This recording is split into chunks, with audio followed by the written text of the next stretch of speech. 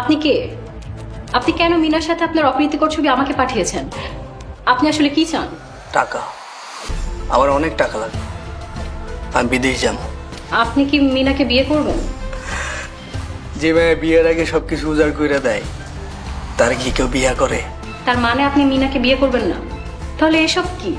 আপনি কেন মিনার সাথে সম্পর্কে জড়ালেন? ভাবছিলাম মিনারে বিয়ে কইরা লন্ডন যাব, কিন্তু ওর মতি গতি ঠিক নাই। আজ একজন তো কাল আর একজন। ওর মতো মায়ের নিয়ে মজা কোনো যায়, কিন্তু ঘরের বউ বানানো যায় না। আপনি ওকে ব্ল্যাকমেইল করে এখন আমাকে ব্যবহার করতে আসছেন। আমি সবাইকে বলে দিব। সবাইরে কইয়া দিলে কি হইব এটা আপনি খুব ভালো করে জানেন। আমি আপনার আগেই কইছি, তখন কিন্তু আপনারা সমাজে কারো কাছে মুখ দেখাইতে পারবেন না। তার থেকে আমি যেটা কই এটা শুনেন, কামের কথা আহেন। আমারে আপনার 1 লাখ টাকা দিতে হইব। 1 লাখ?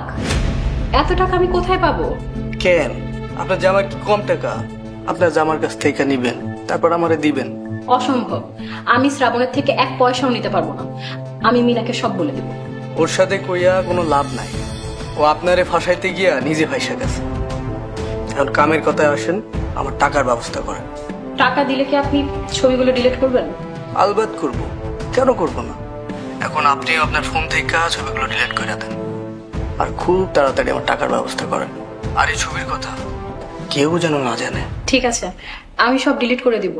আপনিও কিন্তু আপনার ফোন থেকে সব ছবি ডিলিট করে দিবেন। শ্রুতি, কার সাথে কথা বলছো আর কি ডিলিট করার কথা বলছো? না কিছু না, মানে কি ডিলিট করব? কিছু না তো। আচ্ছা শোনো, মা তোমাকে ডাকছে। আচ্ছা ঠিক আছে, আমি যাচ্ছি।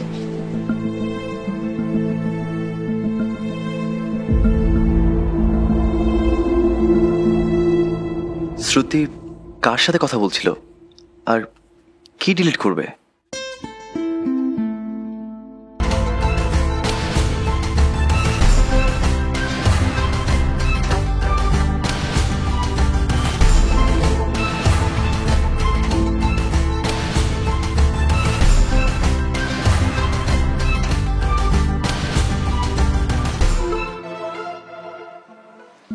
আপনি আবার আমাকে কল দিয়েছেন?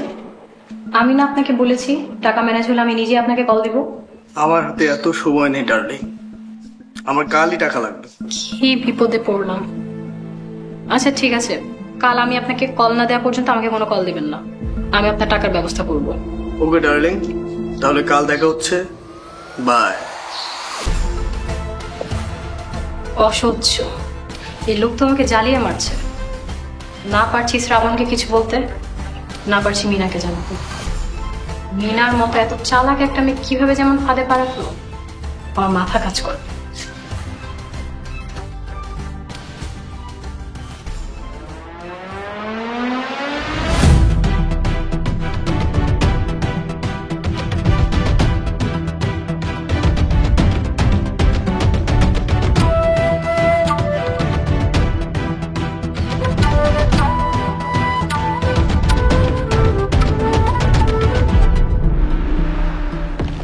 কি বললে? ভাবি টাকা দিতে রাজি হয়ে গেছে? তোমারে কইছিলাম না, কানে টান দিলে এমনি মাথায় আইবো। খুব ভালো হয়েছে, এবার বুঝবে কত ধানে কত চাল। এই তুমি কি ছবিগুলো ডিলিট করেছো? ছবিগুলো আমি তো ডিলিট করছি। কাল রাইতে যখন শ্রুতির লগে দেখা হইব তখন আসল খেলাটা জমবে। শোনো, তুমি কিন্তু ভালোভাবে মুখ ঢেকে তারপর যাবে, যেন কেউ তোমায় চিনতে না পারে। শত হলেও তুমি এবার ছোট মেয়ের জামাই হবে। এটা নিয়ে তুমি একদমই ভাইবো না। সাপ ঠিকই মরবো, কিন্তু লাঠি ভাঙবে। কে? ভাবি এসেছে। তুমি কিছু বলবে? তুমি কি ব্যস্ত? না, কি বলবে বলো। আসলে কালকে তো জবা আপার বিয়ে হয়ে যাচ্ছে, এরপর তো তোমার পালা। আচ্ছা তোমার কি পছন্দের কেউ আছে? পছন্দের কেউ মানে? তুমি কি আমায় খারাপ মেয়ে মনে করো যে বিয়ের আগে কাউকে পছন্দ করে রাখবো? আমি কি বিয়ের আগে কারোর সাথে সম্পর্ক করতে পারি? এসব কি বলছো মিনা? বিয়ের আগে পছন্দ থাকতেই পারে, এত রিয়েক্ট করছো কেন? তবে তুমি কনফিডেন্সের সাথে এভাবে মিথ্যা বলবে সেটা আমি আশা করিনি। কি?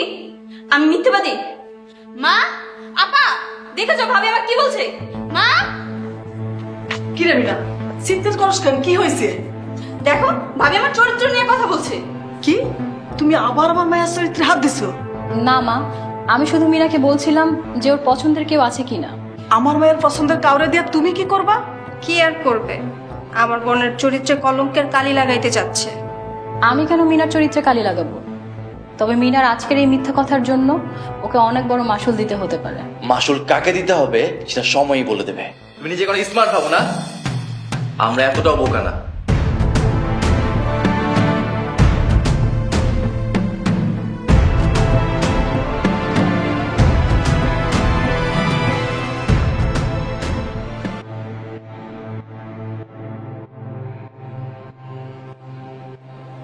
আপনি এরকম মুখ ঢেকে আসছেন কেন? কেউ যেন চিনতে না পারে টাকা আনছো ডার্লিং? খবরদার, আমাকে ডার্লিং বলবেন না। টাকা এনেছি, এখন আগে সব ছবি ডিলিট করেন। টাকা দাও, টাকা দাও। আগে আমার সামনে আপনি সব ছবি ডিলিট করবেন, তারপর টাকা দিবেন। তুমি আমার কাছে থাক না, আমার স্মৃতি হয়ে গেল। আরে কি করছেন আপনি? আপনি আমার হাত ধরলেন কেন? ছাড়েন, ছাড়েন বলছি। কেমন করতেছ? কতদিন পর তোমার এই নরম কোমল হাতে দিচ্ছি। আসলে ডার্লিং একটু কাছে আসো না। আমি ডাকতেই তুমি রাখি অনলাইনে দেখতে চলে এসে তুমি আমার কত ভালোবাসো। মানে কি বলছেন এসব আপনি? কে কে সুদীপ? কে তুমি এখানে?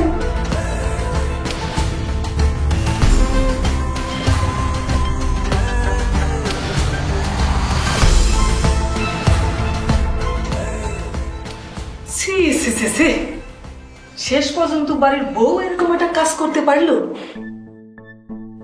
আমি আগেই জানতাম এই মেয়ের চরিত্রে সমস্যা আছে।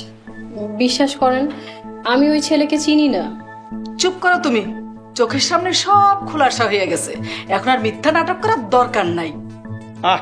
থামো তো, সবকিছু না দেয় না একটা মেয়ের আদের দোষারোপ করার কোনো লাভ নেই।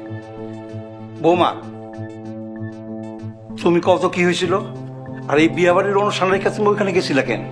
বাবা, ওই ছেলে আমাকে কদিন ধরে খুব ফোন করে ডিস্টার্ব করছিল। আমার কাছে কিছু ছবি পাঠিয়ে আমাকে ব্ল্যাকমেইলও করছিল। আমি ছবিগুলো ডিলিট করতে বলায় আমার কাছে 1 লাখ টাকা দাবি করে।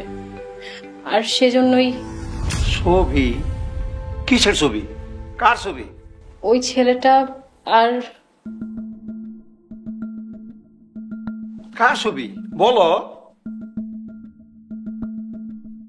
ছবির কথা বললে যদি মিনার ক্ষতি হয়, কি করব এখন? কি ব্যাপার, চুপ করে আছো কেন? কথা বলতেছো না কেন? কথা বলবে কিভাবে? কার ছবিটা তো বোঝাই যাচ্ছে। কেন শ্রুতি, কেন?